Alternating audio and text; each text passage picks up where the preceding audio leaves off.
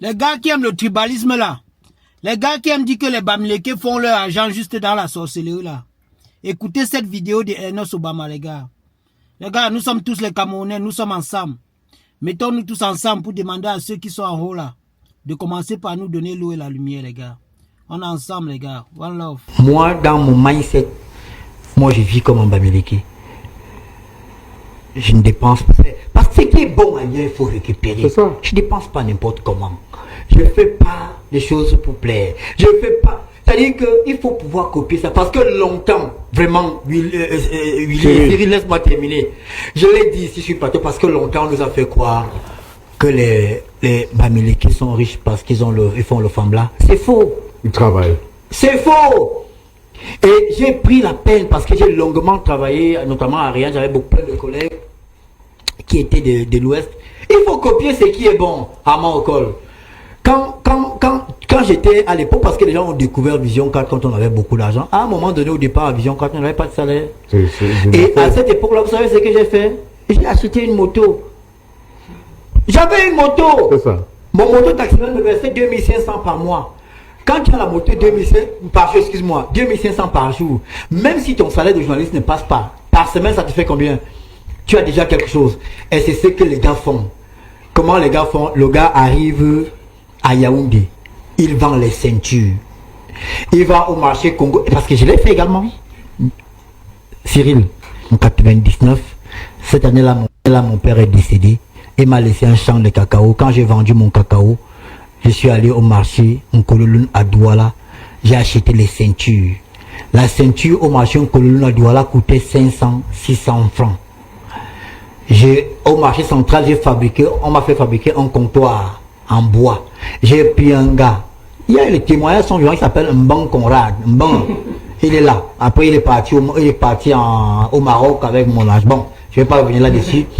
Vous savez, vous achetez une ceinture à 500, 600 au marché Congo, je crois que c'est Congo, marché Congo à Douala. Vous la revendez à Yaoundé entre 1200 et 1500 francs CFA. Il y a même des jours où il y a des clients qui sont pressés, qui t'achètent la même ceinture à 3000 francs. J'étais étudiant. En première année, j'avais un téléphone Triumph, Motorola. J'étais tranquille parce que la petite boutique tournait. Et dans ma manière de vivre au quotidien, c'est comme ça que je vis. Chacun d'entre nous doit pouvoir copier ce qui est bon ailleurs et le prendre. Et c'est depuis ces jours-là, parce que j'ai étudié, j'ai causé, je vais passer seulement en temps, il m'a dit, j'ai arrêté la ceinture parce que mon frère, justement, un de mes frères m'a pris tout l'argent, il est parti au Maroc avec mon argent et mes ceintures, il a tout vendu. Voyez-vous, si quelqu'un, tu vas à Douala avec 100 000 francs, tu achètes les ceintures à 500, 600.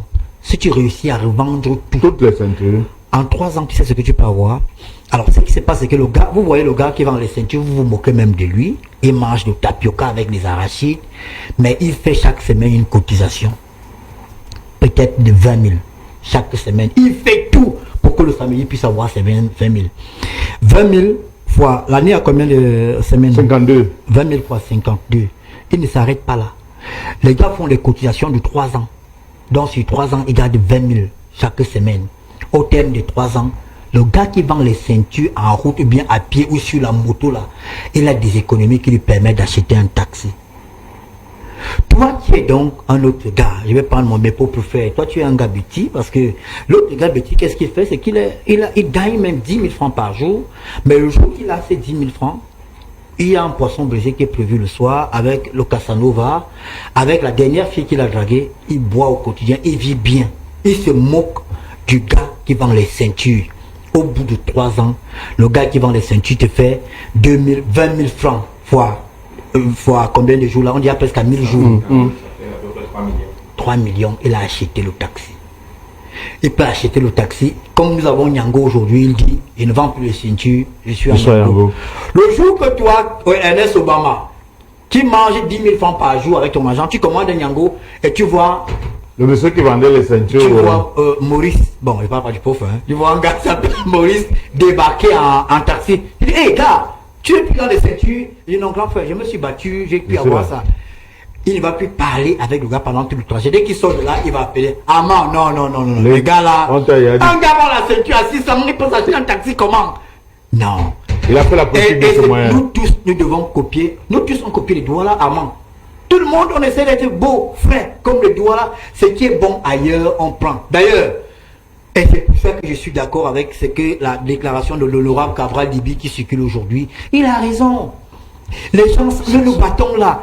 Nous nous battons alors que fondamentalement, nous nous aimons. Tous les Camerounais s'aiment. J'ai raconté...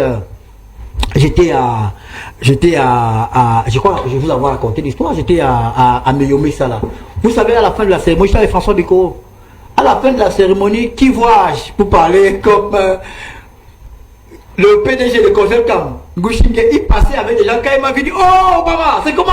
Il m'a embrassé, il me dit donc, toi, tous les jours, quand je te vois à la télé, tu es gros, mais en face, tu es tout petit. Il n'y a rien. J'ai vu l'ancien président de l'Africa Foot, M. Maître Api, chaleureusement. Vraiment, arrêtons ça.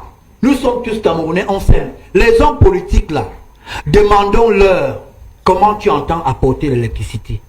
Comment tu vas régler le problème d'eau, le problème des routes, les problèmes de santé. C'est ça qui est important. Mais entre nous, mon fils s'appelle Obamanjoya Zidane.